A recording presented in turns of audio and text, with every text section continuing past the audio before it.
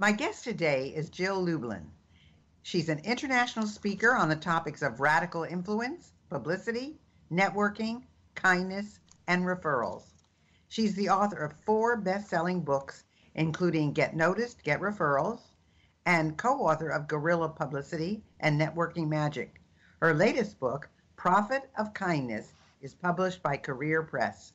She's a master strategist on how to position your business for more profitability and more visibility in the marketplace. She is CEO of a strategic consulting firm and has over 20 years' experience working with over 100,000 people, plus national and international media. She teaches publicity crash courses as both live events and live webinars and consults and speaks all over the world. Well, welcome, Jill. How are you? I'm doing great. It's great to be with you, Gail. Thank you. And of course, Jill and I have known each other for longer than we want to say, but I know how successful she's been. And it seems like this book, The Profit of Kindness, is a little different tangent for you. So I'm just wondering how you decided to write this.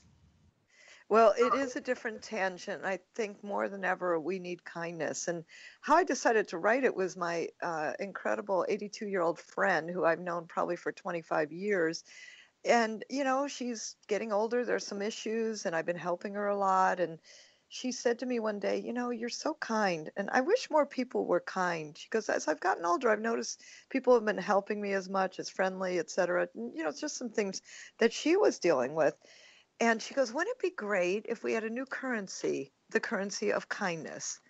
And when somebody says something and you just are sparked, well, that was my spark. And I think particularly it was my spark for taking a new twist in my life too, and putting out a different kind of book that's more about kindness. It's still a business book. It still helps not only business people, but everyone be more kind. But certainly, I think that this is the time. It just felt like the right time to have this be an important next book. It's interesting because I'm the healthcare surrogate for a 94-year-old, and she just sent me a card that I got, as a matter of fact, the beginning of this week, saying how much she appreciated how kind I've been to her, and that the care that I've given her, and that kind of thing. So I guess as we age, we all become more aware of what other people do for us. But you also talk about the 7 pathways to kindness. What are they? Well, people talk about ROI, return on investment, and I want people to also have rocks, return on kindness. And so, Okay. isn't that fun? And so Yeah. I do have a sevenfold pathway to it, and they include words like compassion, flexibility, patience, positivity, generosity, gratitude, and connection.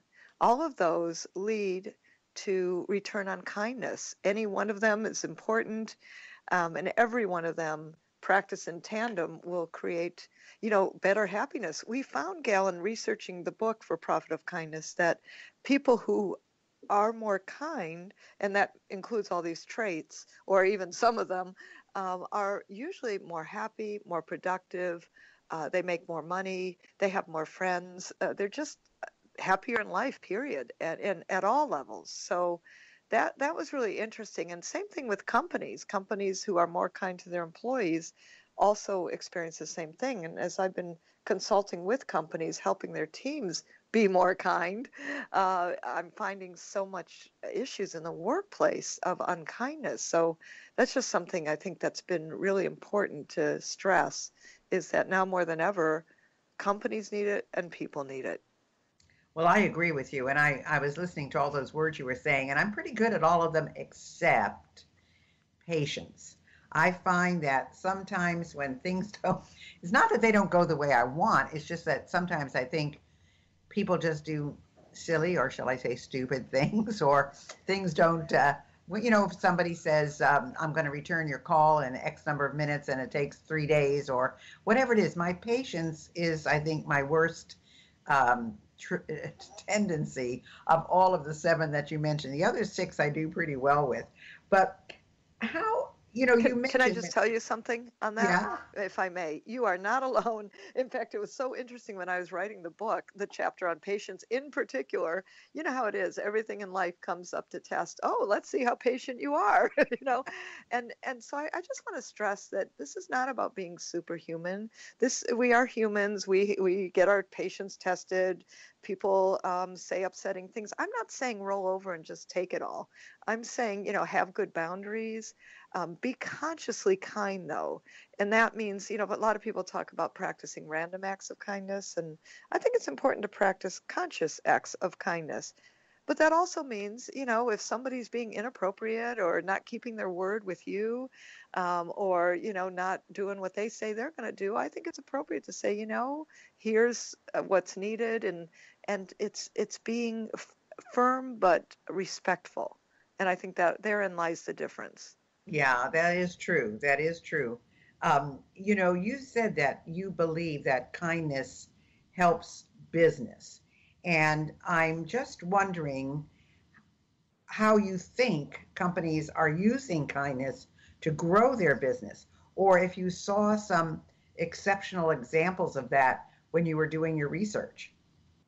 Well, here's an exceptional example. Panera Bread, and they're featured in Profit of Kindness. Panera Bread, the company, was called at their store in New Hampshire, and a minimum wage employee, I might add, not even manager, not any of that, was asked if she could provide clam chowder for this person's sick grandmother. Now, this person's sick grandmother was like on the verge of dying and said, "I want some Panera clam chowder." Right? It's kind of like one of those. This is you want to make someone like that happy. And it was Tuesday, and the employee said, "I'm really sorry. We don't make our clam chowder until Friday. That's the day it's made." And the young man told her the story.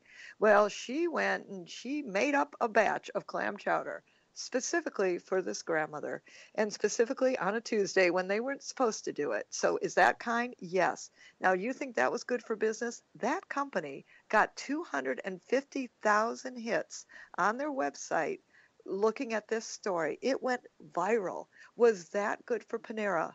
And I'm still talking about it. And that happened a few years ago. Is that good for Panera? Of course, kindness serves companies.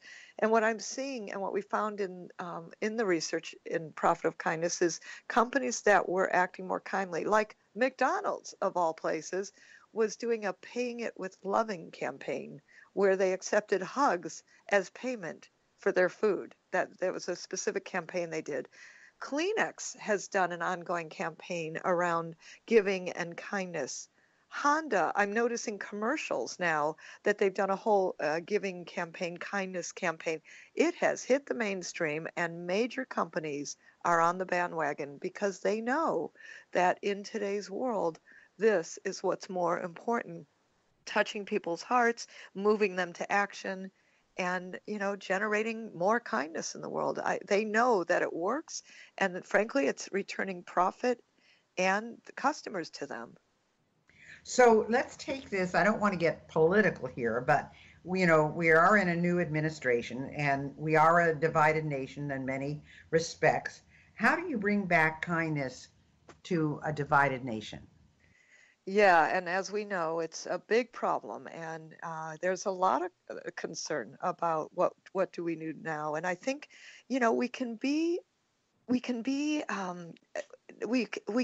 don't have to be in agreement. That's what I'm looking for. We don't have to be in agreement, but respect is the new kindness. So that means that people's views can be different than yours, but respect is important.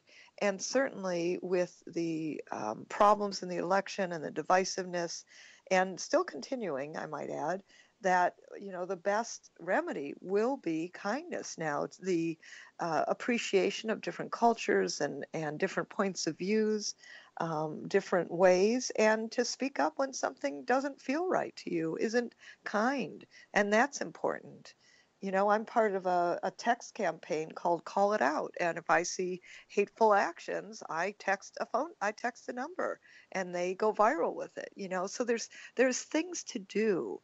And I think that we need to start, all of us, taking actions that are more kind. That's why I talk about a conscious act of kindness every day. Do something that is more kind, that creates a better feeling in the world rather than what we are being left with right now. And I think that's certainly an important piece to do on a daily basis, no matter what business you're in, no matter, working mom or PTA kid, or, I think teaching your children this, that's really important. Well, I happen to agree with you. As a matter of fact, I was at an event this weekend, and one of the people there said, "You have so much gratitude, Gail. You just are so grateful for everything, and that has so much energy to it." And I never really thought about it. It's just that I enjoy most things that I do, and I enjoy most people that I meet. But how do you fuel teamwork with kindness? Because again, if you've got, let's say, millennials and boomers and Gen Xers all on the same team, and you're from different backgrounds and different economic situations, how do you get people to work together as a team with kindness? Yeah, and that is an interesting thing about different cultures and companies, and talking kindly across the borders. Funny enough, millennials really appreciate the kindness, and I think there's certain different styles of leadership that just don't work anymore. Interestingly enough, again, through research for profit of kindness, we found companies who are consistently kind, who allow flexibility with their employees, compassionate care, that if something's happening in their life, that they are allowed to, deal with it more or less. That productivity goes up, that happiness goes up, that customer care is increased and the customers feel it. I mean, you can tell, we can all tell when we go to a place of business and people aren't happy versus those that are. When I fly Southwest Airlines, and I fly many airlines for consulting and speaking, and guess what? When I fly Southwest, and one time when I was on my way to a consulting assignment and I got sick, and well, as opposed to, I'm sorry, Miss Lubin, that'll be $150 to change you to tomorrow's flight, plus the price of the ticket and all that fun stuff.